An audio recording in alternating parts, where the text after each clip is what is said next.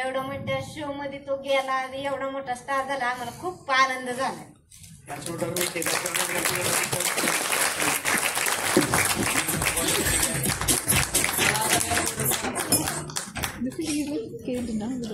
सीताताई आज आई अप्पा असते तर त्यांना काय वाटलं असतं? तुम्ही एकदा आई अप्पा असते तर नुसतं म्हणजे धिंगाणाच झाला असता का, आपल्याला लय भारी वाटलं असतं.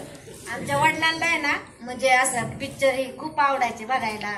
ते म्हणजे मोठ्या मोठ्या स्टार आहेत ना मराठीचे, त्यांचे खूप फॅन होते, त्यांना लय भारी वाटायचं. आता त्यांचा मुलांना आम्हाला सगळ्यालाच छान वाटतंय. आमचा भाव इथपर्यंत आला, एवढा मोठा झाला, आम्हाला भारी वाटतंय. तर लवकर दुसरीकडे कसा द्यावा हे म्हणते. पण मी त्यांच्या वतीने बोलतो, जास्त सगळ्यांना बोलायला लावू नये. कारण मी त्यांना बिग बॉस पासून बघतोय. सूरजच्या पाठीमागे खंबीरपणे या 5 जणी उभ्या आहेत. सूरज, किती बहिणी होते तुला?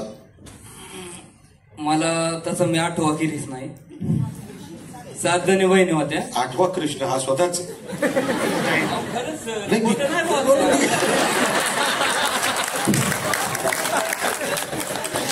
काय बोलायचं. आई मोरे माता आणि धिंगाणा घालाय महाराष्ट्राच्या राज्य करायचा तू. नाही, पण आता आई वडिलांची आठवण येते का या क्षणी? आई बापांचीच, माझ्या आई आप्पाचीच पुण्याई. मी आमचं वालग होतं, शेरडा होत्या. मी लय छोटा होतो आणि रानात जायचो तर आप्पा म्हणायचा तू शाळेचा. आई म्हणायची की तू शाळा शिकून मोठा हो. पण आप्पा काय म्हणायचा, माझा लाडका मुलगा आहे, ते नाही शिकला तरी चालन, माझं एकूण ते एक आहे. तुला त्यामुळे हा शिकला नाही?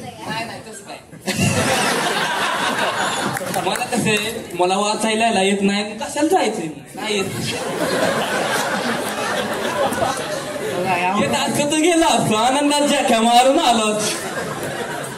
मी खरं एक तुम्हा सगळ्या पत्रकार मित्रांना सांगतो की हा जो एक रॉ पणा आहे ना त्याच्यातला, हा जो एक स्वच्छंदीपणा आहे ना, बेफिकीरपणा आहे ना, हेच कॅरेक्टर आहे. सूरज चव्हाणला हिरो म्हणून सादर करण्याचा अट्टास नाहीये.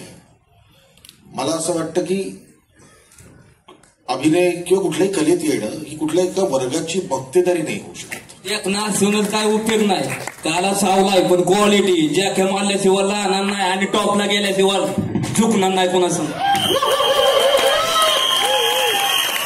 पॉझिटिव्हिटी असलं सांगावं लागलं. टॉपचा पिक्चर नाही.